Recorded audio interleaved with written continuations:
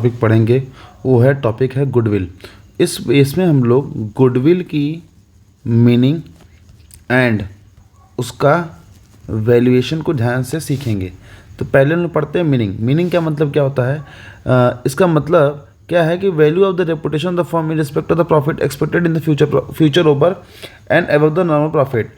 ऐसा काम, ऐसा कोई वर्क जिससे हम लोग कहेंगे हार्ड वर्क एंड ऑनेस्टी से जो चीज़ें हम अर्न करते हैं, क्या अर्न करते हैं, रेपुटेशन अर्न करते हैं। उस रेपुटेशन से हमारी इनकम क्या होती है, हमारी इनकम नॉर्मल से क्या हो जाए, नॉर्मल से बढ़ जाए।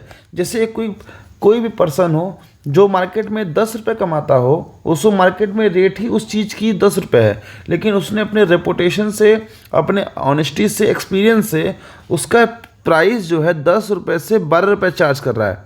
तो 2 रुपये जो वो एक्स्ट्रा चार्ज कर रहा है वो किस चीज़ के लिए चार्ज कर रहा है, वो है अपना उसका गुडविल।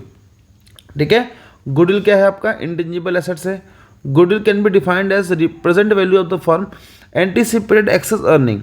मतलब उस किसी भी फर्म की प्रेजेंट वैल्यू जो कि नॉर्मल प्रॉफिट, नॉर्मल अर्निंग से क्या हो, ज़्यादा होना चाहिए।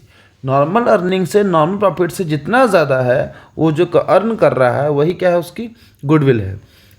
फीचर्स पे आते हैं। गुडविल के फीचर्स क्या क्या, पहला है इंटेंजिबल एसेट्स है, ये कोई फिक्टिशियस एसेट्स नहीं है। ठीक है, आज किसी भी फर्म के गुडविल का एग्जैक्ट वैल्यूएशन निकालना बहुत ही डिफिकल्ट होता है, लमसम वैल्यू निकलता है। और किसी भी फर्म के गुडविल के निकालने से उसकी present value, future earning capacity दोनों के दोनों इन्हेंस हो जाता है।